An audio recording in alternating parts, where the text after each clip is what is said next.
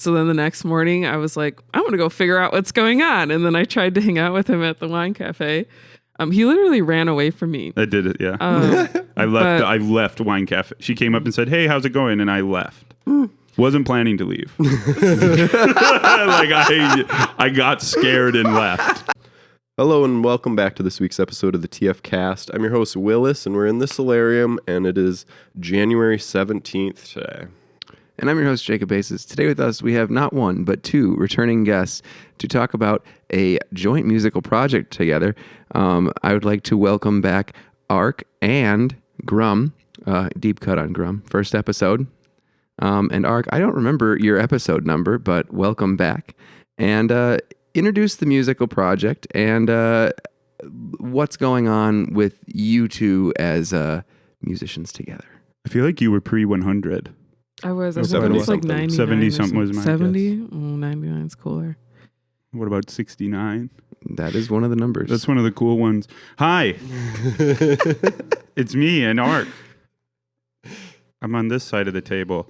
Yeah, we're here to talk about our new projects. Yeah, well, is this one? This is a project born of Soulfolk. It's kind of the other way around. I would say I met ARK in 2021, and we went to one of my first TF gigs was mixing like an open mic / performance at Janie's house, and yeah, ARK was there. Topher kind of just walked up to her and asked to play music with her.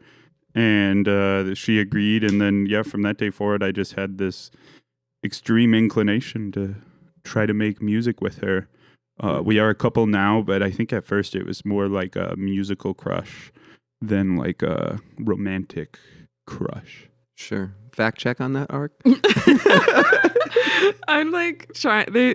This Grum and ARK as musicians, like you can't talk about it without talking about our like personal lives as a couple. Sure, yeah.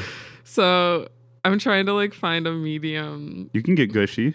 Yeah. Ground. Yeah, fact check, yes. Musical crush first. I saw him do the little finger tapping thing with the guitar because we would jam. My little finger Is it tapping. fair to say that you were wondering what those hands could do? Hey. You're good. You can laugh on Mike. Okay. The other thing that I think is interesting is she had a crush on Topher first. Yeah. Because she thought, because I had used the word partner and because I was wearing a bright, sweet pink sweater, she thought I was, at that TF meeting, she assumed I was gay. Mm-hmm. Which isn't wrong, but it's also not the whole story. Mm-hmm. So what do you each bring to the musical project? You've been playing together for some time now, and like, what do you each? Pretty much since the beginning. You could say like 2 years. Cool. You go first, babe. Yeah. What do I bring to the musical project? Yeah. For someone who's never heard it before, like, what's your, I want to say gospel and R&B and kind of singing for... You're the lead vocalist for sure. I'm the lead vocalist, yeah. When we Vocal play alone, I styles. literally sing on like 4 songs. Mm-hmm. Sure. And just from watching, like I've seen you just go, like, you'll step in front of a mic and then it's like music just breaks forward. At Minnesota Original Music Festival, that was a good example of that. You were just, going and people kind of just, cozied up to the front there. Everyone who was just talking amongst themselves. What do you how do you like describe yourself as a singer in that way? Because a lot of people would probably who are singers are not necessarily the kind of people who can just like walk up to a mic and start going. Yeah. I'm new to expressing myself verbally. So it's kind of hard to describe. It's a very like spiritual and intimate and vulnerable thing. Using your voice as like your instrument. You can't lie when you're singing. But it's always come very natural to me as like a form of expression. And up until this point, I've been doing it by myself in my room. Just like conversation with me and God, just pouring my heart out. And then I met Grum, and he saw a couple open mics, and he was like, you gotta share this. Like, what are you afraid of? And I was like, I can't. I was like, F you. Like, no, I'm not afraid of anything. Like, what are you talking about? And then came to this realization that it was all art is worth sharing, especially vocally for me as well as visually. I don't know if that answered the question, but I think so. yeah. And I guess the same question kind of gets put to you, Grum. Yeah, I guess what I bring to the table is, first of all, just like really, yeah, I was bugging Abby all the time, to be honest with you. I was probably borderline annoying. Just like, you got to play. Even today, when we get nervous, I'm always like the one like, you got nothing to be scared of. These people don't know nothing about you. And we actually have a mantra we do. It's we are gonna crush, and even if we don't, we don't give a fuck. Can we swear? Yeah, we can. Oh, yeah, you can we cuss fucking in let Okay, it wait. rip. I'm in Holy shit. Can we restart all of this? You were just gonna. Fuck you. Yeah, we You could overdub it, maybe. Yeah, We'll you just- did say fuck you. I said F you. I said F you. Oh, okay. They can use their imagination. Well, Yeah. And so I have never done like what's a good word would probably be like palatable projects before that. I kind of lived in a more alternative, like making music complicated for the sake of making it complicated space. And ARK's voice is very enchanting. It's very it's obviously good as a bass line, like she sings in key and it's powerful voice, but there's also like this, you can feel that she's like really like having a moment and that it's really coming from somewhere deep inside. She's the only person I've seen really sing at the Wine Cafe open mic and everyone just shuts up. Like even Chris is like trying not to pour the ice too loud because he doesn't want to be the only one making noise. Mm-hmm. And so that I was drawn to that right away. And one of the biggest challenges in the beginning was like my experience. I was kind of forcing like my perspective because like I thought I knew better. So like right away in the beginning was like me learning to like step back, both in like playing physically less notes, thinking more about harmony, and learning how to back out of the way for a singer, which is something I'd never done. And then to add on top of that, to kind of keep moving on your original question, eventually we got a band called SFU, Soulfolkunion. ARK's the soul, I'm the folk. And a big part of it was like I was really in charge of like arranging, cording everything out for the band, and I would consider myself kind of like the band leader on stage. We do a lot of jamming and stuff moves in directions that we don't necessarily expect. So I'm kind of the one in charge of, if everything's kind of going awry, I'm the one in charge of pulling everyone back together. Sure. And it, maybe because I have been a little bit like close to the project through knowing you personally, I know that you've like picked up some skills together through this. Like you've gotten on the mic a lot more and you've taken some lessons. Maybe Shout out Hannah. You can speak to what working together has pushed both of you towards as musicians, from where you went to where you went together. So yeah, right away in the beginning, like I said, I was kind of overbearing. I like really thought I knew better in a lot of things when I just clearly didn't. It's a creative thing. I probably know more when it comes to like the act of like booking and setting up shows and like setting up the equipment. But I really had to step back and both be willing to get out of the way physically, like play less notes, do less like physically playing the guitar to make room for someone to sing over it, because I had never done that before. But also just like doing something you don't think is the right choice just because like you have to compromise. And then the third thing is definitely shout out to Hannah. Just I used to be terrified. Cesario. Hana Cesario, Mankato music lessons. Check her out. Best teacher I've ever had in my life. But yeah, now I sing on stage, which is something I physically couldn't have done even like a year ago. I was singing completely wrong. It sounded really harsh, and my tonality was just night and day to what it is now. Yeah, you've come a long way. And I used to sing way too loud. I'm a loud person. He used to play tuba in high school, and you can physically see his diaphragm expand when he breathes into it. Like it actually like moves out of his stomach. Got some lung capacity. He's got some lung capacity. And what do you think, babe? What have you learned from us working together? I have learned to not give a fuck about what people think. Yeah. I have learned, especially from you, to be authentic. Yeah, from all of the whole band, but especially you, like just authenticity through and through. Like there's not something or anything anyone could say that would be like take him down or out of his character. And I'm like trying to step into my power in that way and like stop being so nervous and shy. Yeah. And just like be silly. I'm a really serious person. Like I was talking to these guys before. I take my art very seriously, and it's kind of put me in weird positions with Sfu. Yeah. Because my ego would be projecting like fear and getting embarrassed when people made wrong notes, like in front of while we're performing. And it was just all totally like fear-based, like of people worrying about people's perceptions.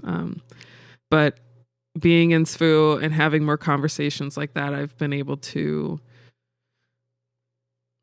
release control. It's just a big thing that I've learned as well. One big thing with SFU that I just realized and kind of applied across the board to when I'm performing is in my old band there wasn't that much room for having fun on the stage because the music was such high execution. So like I would move around a lot, and in between songs I would joke, and we had some bits in the set, like we play Powerpuff Girls and stuff like that. But there wasn't really an opportunity to like sit back, take in what's going on, enjoy the camaraderie between you and someone else. There was like when the band was on, you feel like a superhero because you're nailing all these super hard things. But then when the band's off, it's so hard to stay in like a performance entertainment mindset. Whereas SFU was there was a moment like at the first show we played at Wine Cafe, so our second show, where I just like literally stopped playing. Everything was fine, and I looked around and everyone's just got the biggest smile on their face. Everyone in the crowd's having a good time cheering, and I'm like, I'm not even playing any note. Like I'm literally not touching my guitar right now. And it was just really eye-opening to like having a good time and being authentic. Like she says, I move a lot on stage, and sometimes I fear that people think I'm like hamming it up, but I'm not. I'm like actually doing the opposite. I'm letting go of like thinking about how I'm moving so I can focus on the music and like staying present. So yeah, I really learned in this band, and I've applied it across the board. And now that I gig with Gravitone all the time, we're the same way. But really enjoying yourself will translate to the audience so much better than the coolest fucking guitar lick or vocal run you've ever heard in your life. Like a great example is we often will just play, we try to sneak the motif from Jurassic Park into our solos to make the rest of the band laugh. So like the da da da da da da da da da da. If you go, we're about to make a release of our last show with Connor. And in every, like, on one song in someone's solo, you can pick it out. We might have switched it to minor or, like, played it really fast, but it's in there. Mm-hmm. And you gotta listen. It's such a great example of, like, that doesn't make the experience better for anyone in the audience, but it makes me, like, I'll stop playing and burst out laughing. And, like, there was no room for that in Onion Bun. Not because in it, not even necessarily in a negative way, just in a nature of the beast. Sure. Yeah, I mean, everything was a click track. Like, Yeah, noted yeah. out, like you needed to be at your mark every Every click. and you have maybe 6 seconds of rest. Like this band, like I said, during Connor's solo, I'll just stop playing and like halfway through the solo start coming in. It's awesome. I was kind of thinking about the comment you made about like projecting some of that fear-based stuff, ARK, where it was to me, I feel like a lot of performance artists, you know, when they're on their way to getting where they're going, it's so difficult to, you know, like not envision yourself being on the way, you know, like you want people to take it as seriously as all the practice, all of everything. And like it's hard. And I you see that a lot when people are like, especially like if you go to open mics and stuff like that, you see people like struggling through their first few performances. But what have you what have you done to cope with that feeling? Because it's, you know, it's obvious how seriously you guys take it. How do you push that down and, you know, continue to grow forward? Reminding myself not everything is about me. Like, if it was all about me and I'm doing everything alone, then yeah, it's going to be serious and stressful. But luckily I have a whole band behind me and people that love me in front of me. And it's just a moment in time. I always say that to myself over and over and over. It's one moment in time. I have probably another 80 years, hopefully, on Earth. And this is like a split second. And I turned 25 this year. I'm turning 26 this year, but I guess last year I turned 25. And it was the fastest year of my life. Like literally like felt like 30 seconds. And now we're on to the next. And so I'm like, oh my God, I'm an adult. And if this is going to all go that fast, like I'm just going to sit and chillax and enjoy myself. Like there's no other point. So. When you think about it, you went from working in a group home, playing a little bit with me and Joe to, okay, now my band's gigging. I have a job in my field and Joe's gigging all the time now too. So it totally makes sense that the year before you were mostly just doing art in Jared's house. Yeah. So it makes sense that year probably just. Yeah, it's a lot of change, a lot of dynamics, and there's a lot of newness. There's a word for that too. Like apparently your perception of time just continually gets faster as you go because there's like more behind you. Yeah, you're thinking about more. I feel like it's like a time awareness thing. Like when you're a kid, you couldn't give a shit if time passes or not. Yeah. So what's in the cards? You know, like what's coming up? I know that one of the reasons that like you're doing a lot of booking, and this project on account of maybe even some of what's happened with SFU, this project of Grum and ARK is getting more time in the limelight. Yeah. And like what's going on there, and what are some gigs people can look forward to? Yeah, so a big one coming. So I'll start from SFU. So Connor, one of our best friends, one of the greatest musicians and artists I've ever physically met. He found out his uncle is a badass producer in Germany, so he's moving away. So we got to find a new keyboard player, and Connor is impossible to replace. Nor do we want to try and do that. Yeah, and he also, I told them this yesterday, but if you're watching, Connor, you have an open invitation anytime we're in the same country. You're on the gig, man. I don't care what we got to do. You're on the gig if we're in the same country.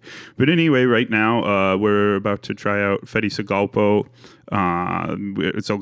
We're about to and maybe try out some other people and just kind of see what's happening. Regardless of what happens there, March 16th is the next big SFU gig. It's the next SFU gig at all. I'm not even really putting more on the books because we're just not sure what that looks like. Either Fedi or Caleb. That gig is called the Corn Dog Panda Jam. Happens to fall on both National Corn Dog and National Panda Day. So obviously, I don't want to give away too much So me and Caleb Bronschol, or sorry, not me, SFU and Caleb Bronscholz and Nightingale Band will be playing. Either Peter from Nightingale or Fetty will be with SFU. And we might have a few surprise guests. We might have some songs that maybe we're learning together. And there might be various corn dog and panda related stuff. I kind of want to hold on to some of it because I think it's pretty exciting. But yeah, keep a lookout, and you can buy a ticket right now. Corn Dog Panda Jam on Ticket Leap. You can find the event everywhere, and just follow us because we got a lot of fun stuff coming out for that. The other big announcement from SFU is last Friday at a Connor's Going Away party, we recorded a live performance. I think we're going to release about 90% of it. Some of it's pretty silly. We do some silly stuff on stage where like I'll just call out solos to people that don't get them. I'll change a song to minor or something. So there's some weird stuff in there, but I think we might end up keeping it. But yeah, so keep an eye out for that. Do you want to talk about Grum and ARK? We're just looking for, we're excited to play together. We're also trying to make full-time art more sustainable for us. So trying our best not to get other part-time jobs that aren't in our field or things that we're not interested in. So this is definitely a part of like trying to have a financially stable existence and also create art.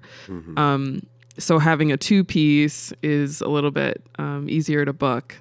And we're very, very excited to start messing around with loopers. Cool. And I got to do it during the No Play thing in your house, Willis. And it was just like, I think I did Take Me to Church by Hosier, and I did my own version of it. Like, I was so pumped to keep going. I thought we were going to do more of that with No Play, and maybe we will in the future. But yeah, we get to start messing around with loopers. Yeah, I'm really excited for that, especially because then you'll get a bunch of vocal effects and cool harmony stuff. And yeah, I'm also, my goal for this year is to learn the cello. So I have an electric cello, and Grum just bought me an amplifier. So I'm hoping by like next year I can bring it to SFU or to our looping Grum and ARK stuff. We have a show coming up February 16th. That's the Friday after Valentine's Day with Caleb and Lydia. A cute little couple show. I think Caleb and Lydia have played out together like 2 or 3 times, and that's Caleb Braun-Schultz and Lydia Helder. And so we're really excited for that. It's going to be a real intimate night. It's kind of like we don't really even have set times. It's going to be from 6 to 9 p.m. We might play together, might do some rotating sets. The main goal is just to kind of like have a cute night, and have a little bit intimate night. I think it would be particularly a really good excuse to go out on a couple's date night type of thing on the Friday for Valentine's Day. So if you haven't planned your Valentine's Day yet, and now you saved you the trouble. Where did you say that was? That's going to be at Wine Cafe. Cool. 6 to 9. Yeah, that sounds fun. 6 to 9. It's actually March 16th and February. So February 16th is the duo, and March 16th is the Panda Corn Dog Jam. So just remember, the next 2 months on the 16th, you got something to do with me and ARK. But those are the biggest things. Please, if you need people to play, I'm going to be probably sending you an email already, but hit us up. We're really looking to get out there this year. Last year we played maybe 6 gigs, a couple festivals, and like a retirement home, and we played a art gallery. But this year we really want to get out there and get our name on the books as like some of the traveling musicians in Minnesota. Yeah, that's awesome. What does that look like? Are there any real aspirations? Like, give it a year, 2 or 3, depending on your timeline. Are there any like targets you're kind of searching for? Our biggest.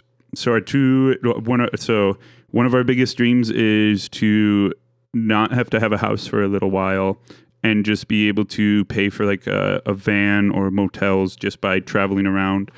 We have a lot of places we want to see around America, and we think it'd be cool to just like throw the cats and all the gear in a van and just like Just fucking go, see what happens. Not necessarily like the goal is to live in the van. It's more of a like can we pay for like 6 months of our lives just by driving somewhere, playing a show, going to the next place? Not have our goal would be to like not even have a lease back here in Mankato. That just sounds like fun. And as then, long as you can cover the cost of like renting the van and gas, you'd probably be good. That's cool. what I was thinking. We don't even necessarily need to buy. We could lease the whole time. That's like a fun tour concept. Yeah, or just a light tour. Yeah, or Nothing like serious. we really want to. My SFU goal is for SFU to play at Red Rocks and at Bunkers in Minneapolis. Cool. Bunkers in Minneapolis is like the funk mecca of the Midwest. That's where all of the people who were in Prince's band are now part of the house band. Sonny T, Corey Wong's bass player, is in the house band there. It's like the funk destination for Minnesota. Pretty much the Midwest, I think. Is that the type of music that you two get along on? I don't want to assume that you're not like a giant math rock nerd coming into this. She really likes some of it. That was one of the things he liked about me is I mess with Black MIDI a lot. Yeah. Like I'm into math rock is like soothing for an ADHD brain. Like it's just there's lots of things happening, but it's still very like calm. Yeah, I think that's why I like it. As soon as one thing you get bored listening to, there's already another thing. But on that note, we went to Robert Glasper at the Dakota. And both of us were just like reinvigorated on like they were like making hip hop on stage. Yeah. It was live hip hop on stage with live instruments. Yeah. And after that, Grum and I were like, that's what we want to lean into is more funk, more soul, more R&B. Yeah. Less and less notes. Like every song we write, there's less freaking notes. Like that was so cool, though. Just to speak on it a second, it was the most I've ever seen to like live instruments making hip hop. They did have a DJ, but all he was doing was cueing samples and a little bit of scratching, and it didn't come off like a cover band at all. It truly came off like someone was making a hip hop record, like right in front of you. It was really fucking cool. What was the instrumentation like on stage? It was keys and synth and vocals from Robert Glasper, the DJ who was also their opener. And then they had bass drums. And then they also, what was the name of that scatter? Something with an S. They had this scatter that was seriously, after seeing one of the best shows of my entire life, that guy came out and he stole it.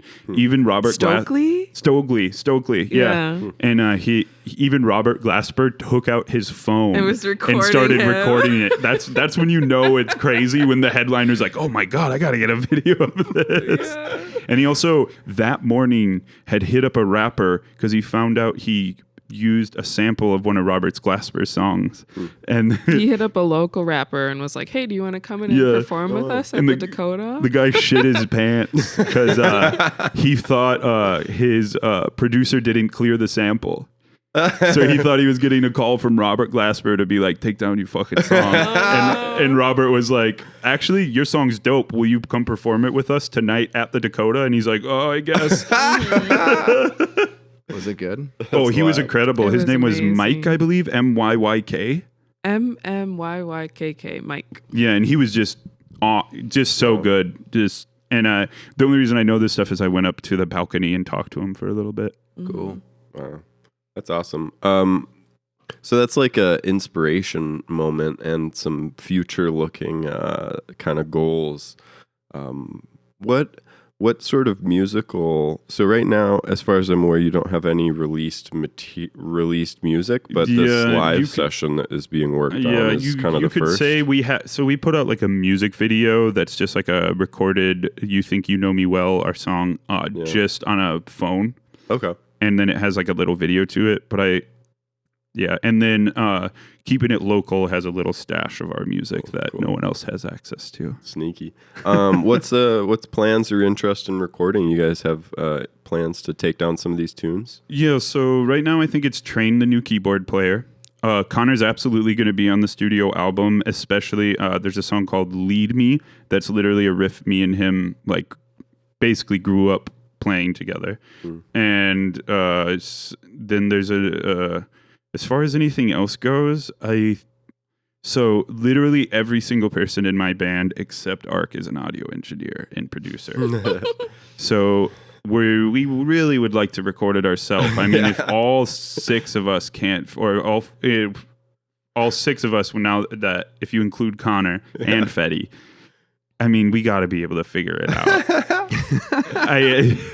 I mean, if we could buy some gear or rent, that was one thing we were leaning towards, is maybe hitting up someone like Signature Sounds and being like, "Hey, can I use your studio?" And it's almost like, I think our first album being self-produced would just be something I would really love to do. And then if it goes well, then the next album will book like some like actual big name. But I'm actually getting to the point in my musicality where if I'm not spending like $3,000 to $4,000 on someone to record, it almost feels unworth it. Like if I'm not getting someone who's leaps and bounds better than me, it almost feels unworth it to pay like $1,000 for someone who's marginally better, especially when everyone mixes in the box these days. So paying a good master engineer is honestly more important than a good recording and mixing. A good recording engineer helps a lot, but I feel like a lot of first albums often, I don't know if they're often self-recorded, but they often have like a lot more of what the band's like kind of core is. And I feel like you guys would be able to just really get deep on the sound and the feel of it, which is cool. So I'd be really excited to kind of hear that result. Yeah, and even getting these live recordings has helped us zoom in on the material so much. We're in a lucky position where I actually only have 2 SF2 shows under out of the dozen we've done that aren't recorded. So we've had the benefit of being able to really zoom in on every single song. Were you going to say something, baby? Mm-hmm. On that note of every other band member being involved in music and being audio engineers, I'm incredibly blessed to have gone from recording in my room knowing 5 chords on a guitar to being in this band with all of these people that are already like aware of what's going on. Like I know the names of amps, like I know Roland, and Behringer, but I don't know what they're doing. Like, I don't know what's actually happening. And that's been also a learning curve because we've had a lot of performances that like he has access to TF gear. So like, and engineers. That's engineers. So like he's pulling strings in the backgrounds of like, we're getting sound guys, we're getting monitors, we're getting recordings of everything. And I'm just like showing up and like singing. And there was one time we did the skate park thing and I was like, I don't like this. Where's my monitor? And he's like, later he's like, literally that was so rude to say. And I'm like, I didn't understand that monitors like is a thing to have that like takes time and money to like have. You might be one of the most spoiled new vocalists ever. 100%, so many vocalists 100%. have probably done like 100 gigs before they even got a monitor, you know? But that really does speak to like the value of community in the arts. Absolutely. Absolutely. I mean, and also like just like Willis, Tyler, and I'm sure you have like taking pictures and stuff, but you guys have worked for me for basically for free.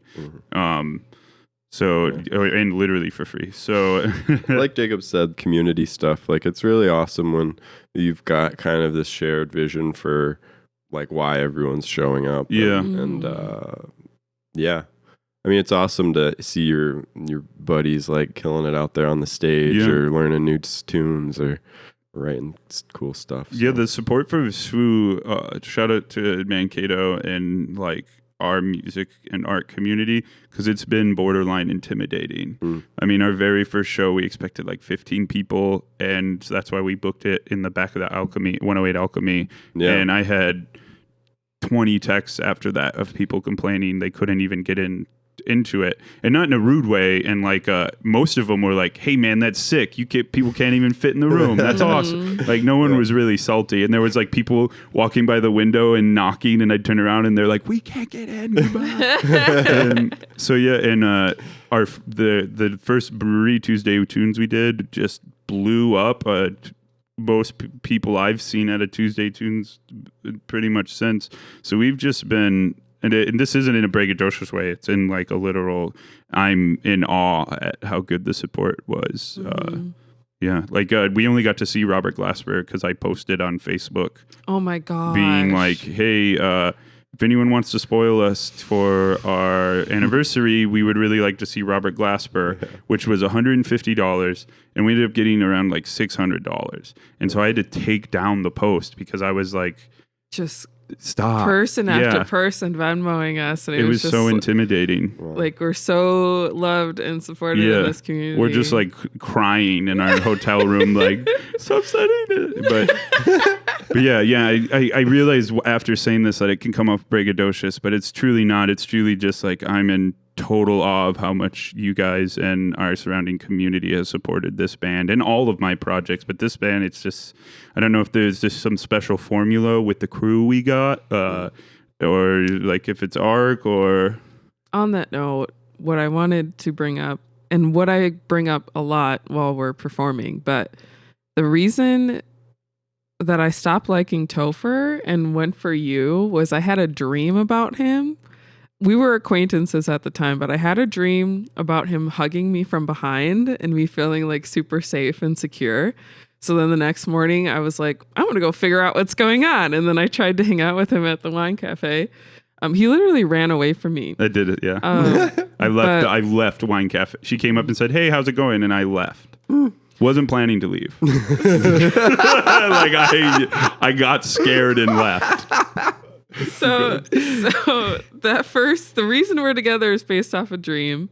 And then we got together, and a few times, maybe like twice a month, Grum would wake up with this very vivid dream of him and I and every single member of our band that is in our band currently playing on stage to like a lot of people, like he would look over at me and then look back to Topher and look over to Connor and Luke and see everyone smiling and us performing for people. And every time this happened, we would take a minute just thinking about what it would feel like being in that scenario, like the sounds, the smells, how our bodies would feel, how it would feel to be connected to those other musicians.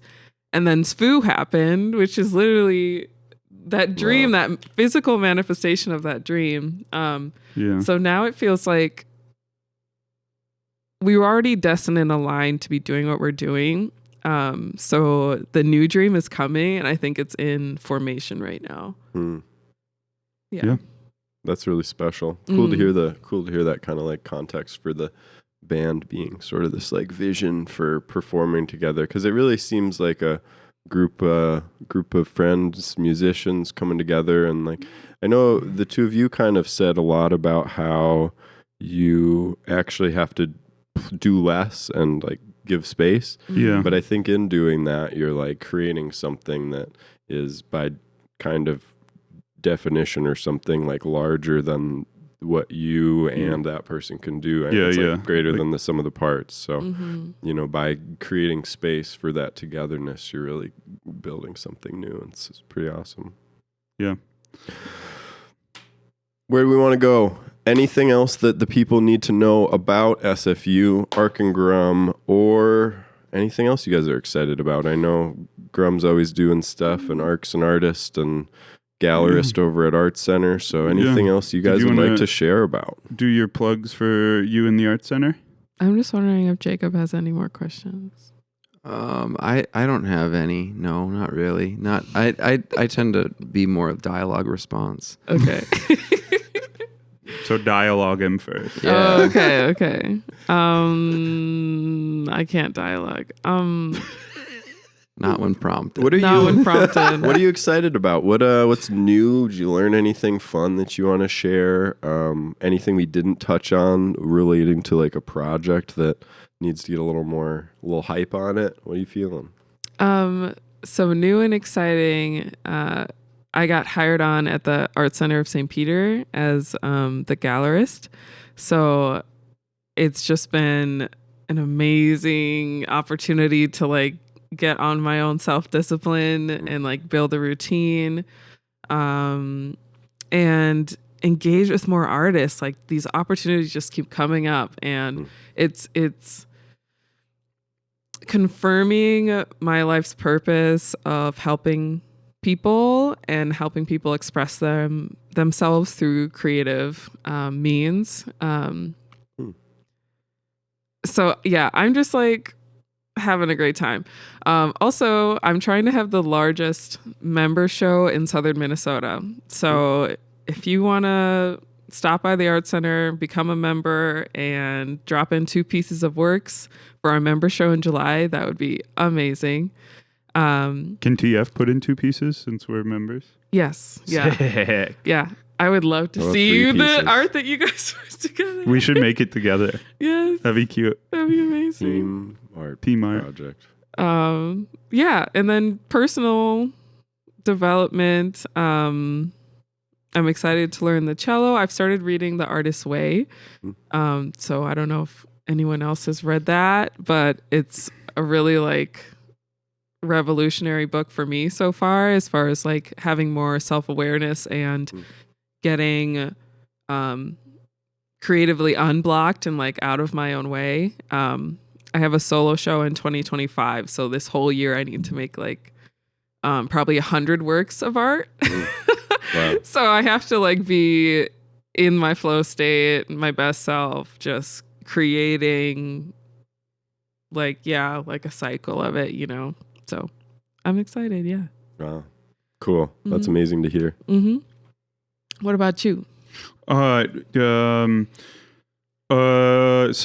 Quantum Mechanics is popping off this year. I have more book gigs on the book with them currently already than I've ever had with a single band before. We got festivals, breweries, wineries, all sorts of things booked. So I'm really, really excited about that. That's way more of a jam band than Soulfolkunion is. Soulfolkunion is kind of more of like a rock bed for ARK to sing on top of, whereas this is more like silliness, goofiness. All of our songs are about quantum mechanics, which is something none of us know anything about. I'm trying even harder to really lean into my artist work and my tech work. So I'm hoping to book some more sound gigs, maybe try out like some studio tech work, maybe try out some photog gigs. It's kind of down to do whatever anyone needs. You can always reach me on Facebook or Instagram. Also plan to lean really hard in comedy. The banjo player for Quantum Mechanics is gone till March, so I think coming up till March, you're gonna see me trying to book a ton of stuff. And speaking of which, if you want to book ARK or Grum and ARK or SFU, you can hit us up at soulfolkunion.com, Soulfolkunion on Instagram, Soulfolkunion on Facebook. Pretty much as soon as we get a member, it's going to start filling up really fast. Right now, I'm just booking out the duo, unless you need something for like summer. Really trying to get on Minnesota Original Music Fest. We got to play the opening at Patrick's last year, and I think the St. Peter Park is the park where I had the dream of us playing on stage. So it'd be cool to make that full circle. Also, we don't have a soulfolkunion.com yet. We do have a Gmail. Yep. Send it to soulfolkunion@gmail.com. I think that's everything. Yeah. That almost sounded like plugs. Was that plugs? That was plugs? Yeah. Yeah. Well, I think I just want to thank both of you guys for continuing to invest in the arts community. I know Zach, I work with you and see it in your tech and music, but ARK as well. Like the last time we spoke with you, you were, doing the 410 art thing, and there's just so much that's changed since then, in terms of joining bands and playing on stages and making stuff happen. So thank you guys both for contributing to the scene and showing up. It's really awesome. Thanks to you guys for supporting SFU and ARK and Grum, and just me in general too. And thanks to you guys Love it. for watching All the this listeners. podcast. Oh my God. Well, genuinely, and I Yeah. think we shouted it out today in today's episode a bunch, but like the scene here's been really awesome to be a starting new musician. It's like really great space. Honestly, constantly surprises me. Yeah. It honestly constantly leaves me just floored with how much people are willing to help. And there's just like rarely any animosity or people like thinking or entitlement. Mm-hmm. I'm so grateful. That's kind of been my theme of the last like 3 or 4 months. Just, gratitude goes a long way. Speaking it, feeling it. A lot of fear and anxiety can come from just not being able to be grateful for what you have or seeing what's right in front of you. So, yeah. Thanks, Mankato and homies. Thanks to you guys. I'm like getting emotional, having big thoughts of, like you said, the first meeting or my most memorable meeting was eating with you guys at India Palace. Yeah. Jared dragging me out of my house. I'm so happy he did. But yeah, what a lovely moment in time with Triple Falls. We're going to be able to look back on this in 20 years and be like, oh, that was cool. Well, hopefully we have a chance to chat before then, but looking forward to it. Hopefully. Yeah. Cool. All right. Any final plugs, or do you guys get everything out that you needed to? Average Grum on Instagram and Gmail. Soulfolkunion on everything or at gmail.com. Works of ARK at Works of ARK on Instagram. If you need a live painter for any of your events, hit me up. Commissions, hit me up. I'm just here to keep making art. Yeah. Awesome. Thank y'all. Thank you. Clear. Did it.